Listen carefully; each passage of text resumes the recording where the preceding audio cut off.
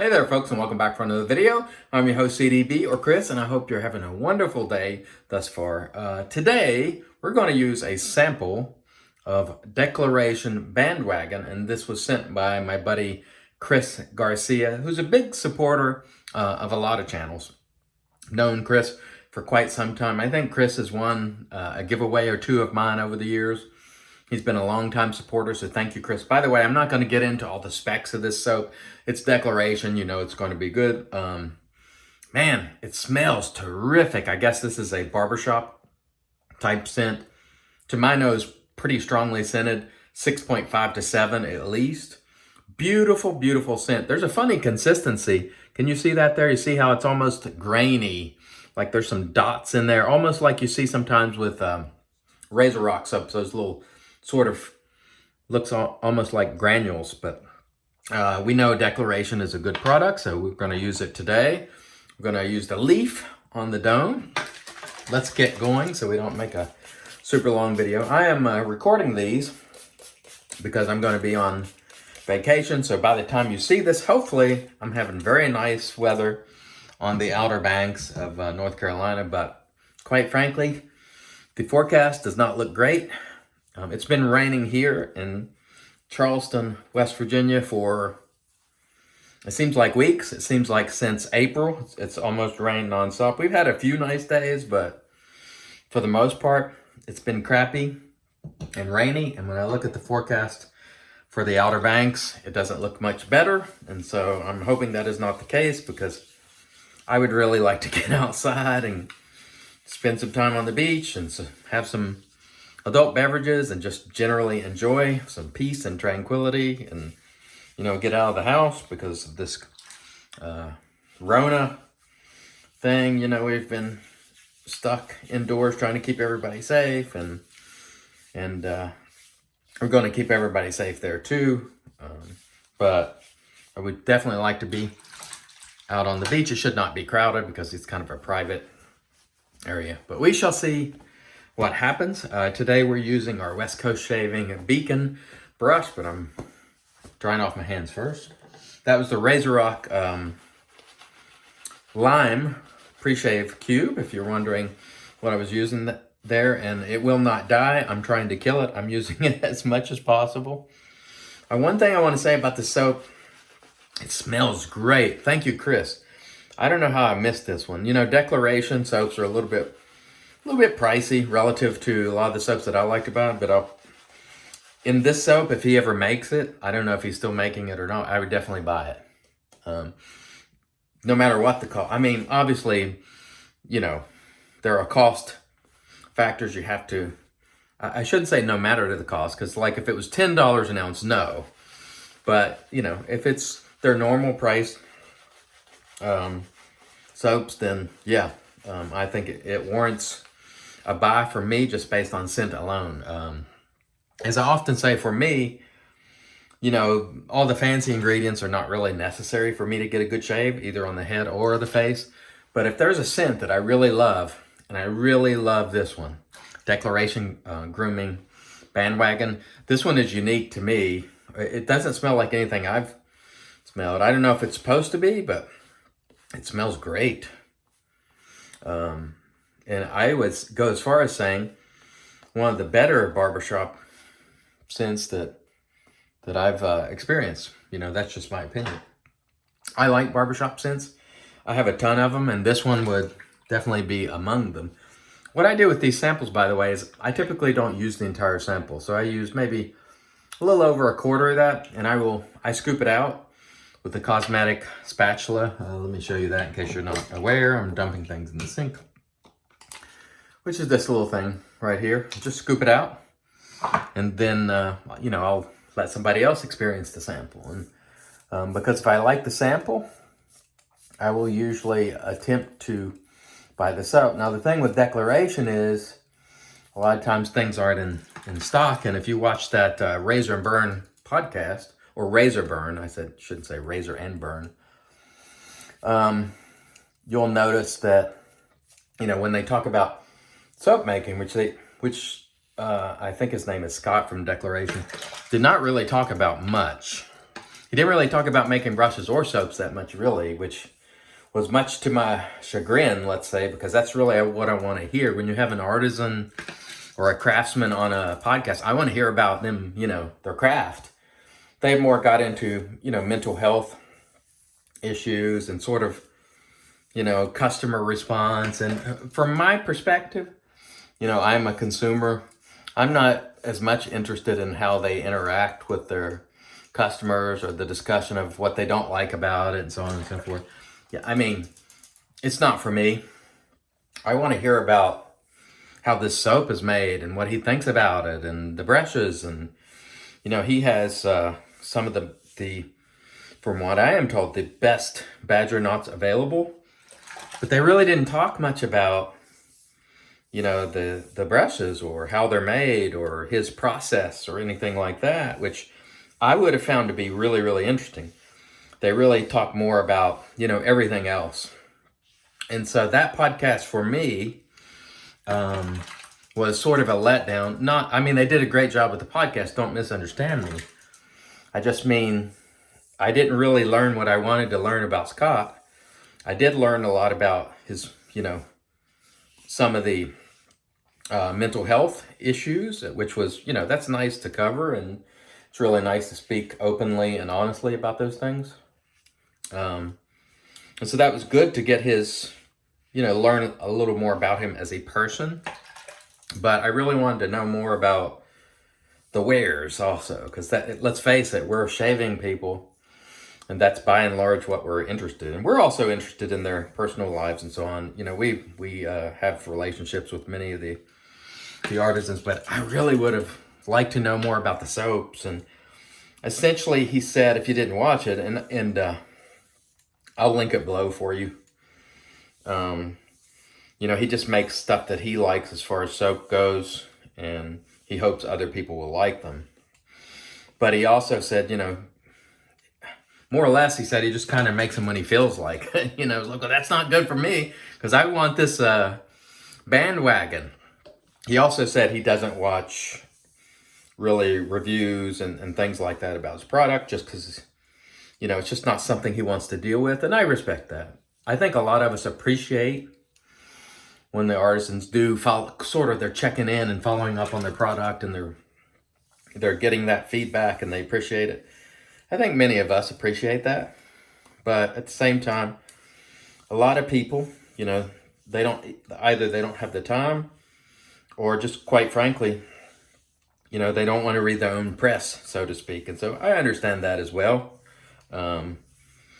But he kind of alluded to the fact that, he kind of makes stuff whenever he feels inspired to do so. And that's it. And if he doesn't feel like it, he doesn't do it. And I certainly respect that approach. But for me, it was, I was more interested in hearing about the shave geekery, lack of a better term. And it wasn't really much on shave geekery. It was more about mental health issues and, so on and so forth. And which was, fine, but it wasn't really what I was looking for.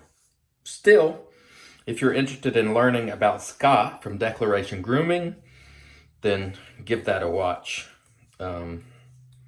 Because it certainly is interesting, but there's some heavy subject matter, and it's not light and breezy sort of conversation, so don't expect that. Okay, the first pass was excellent.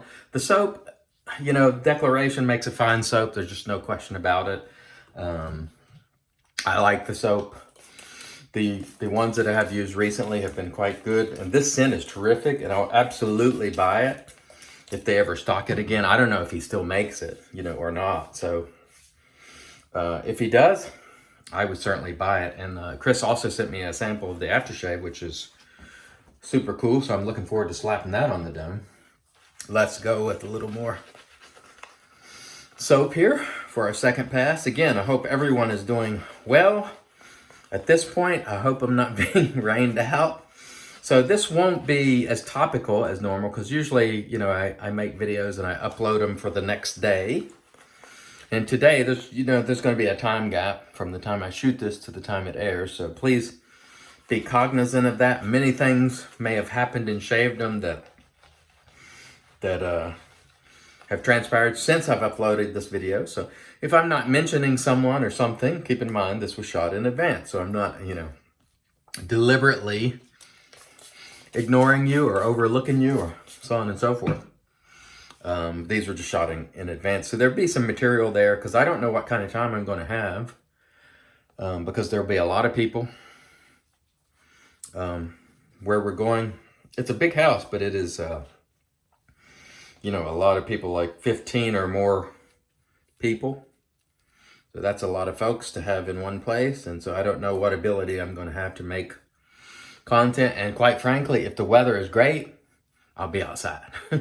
So it might also take me a while to respond to your comments more than it normally does. Normally I try to respond within a day or so, but it might take me a little longer in this case, especially if the weather's good. If it's not good, you might hear from me sooner. But in this case, hope you don't hear from me sooner, because I would rather be out on the beach having a nice beverage. And when I say nice, I just mean, a regular beer or a lager or something. I'm not an IPA guy, quite frankly. And I know a lot of people disagree with me on this.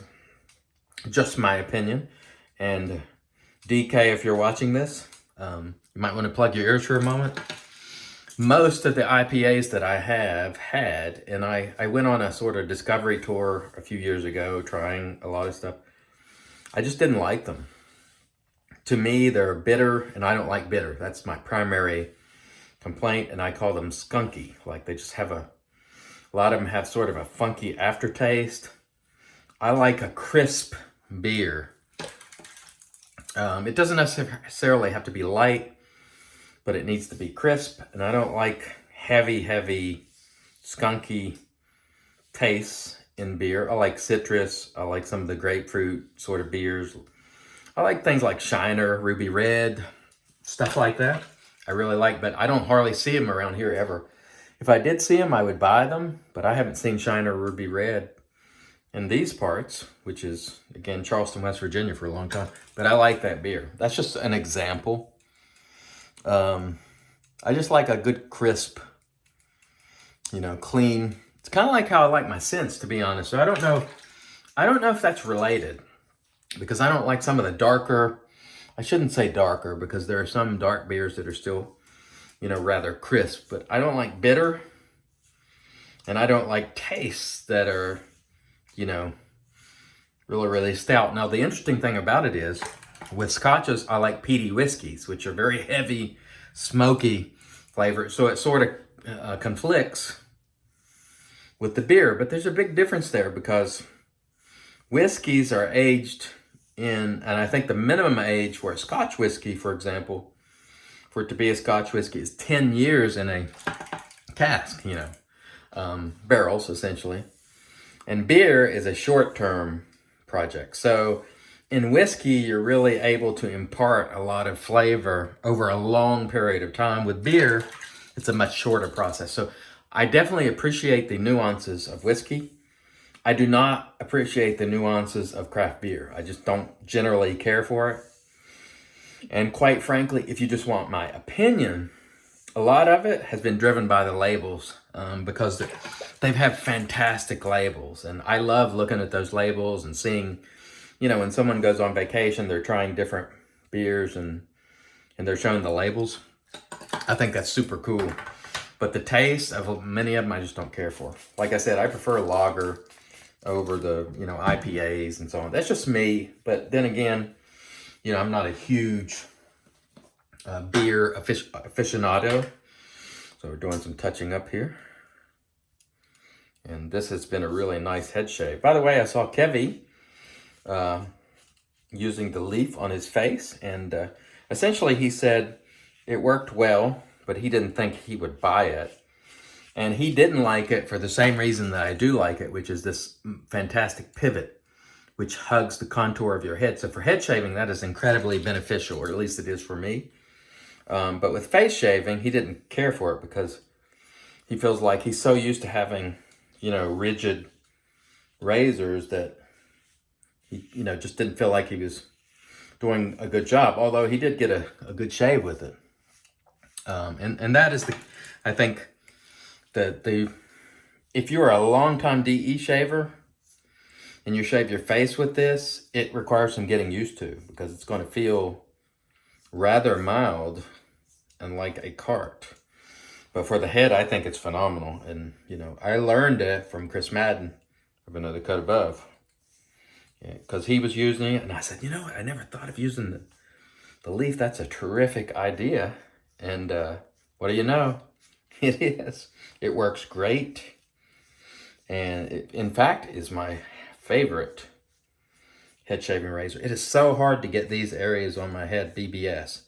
I don't go for BBS on my face, but I do go for it on my head because I just like that. I used to call it level cue ball, which is absolutely 100% smooth. I love that feeling. And I find myself rubbing my head throughout the day because it just feels great. I'm telling you, if you're not a head shaver, when you enjoy BBS on your face, on your head is like ×3, because it just feels phenomenal.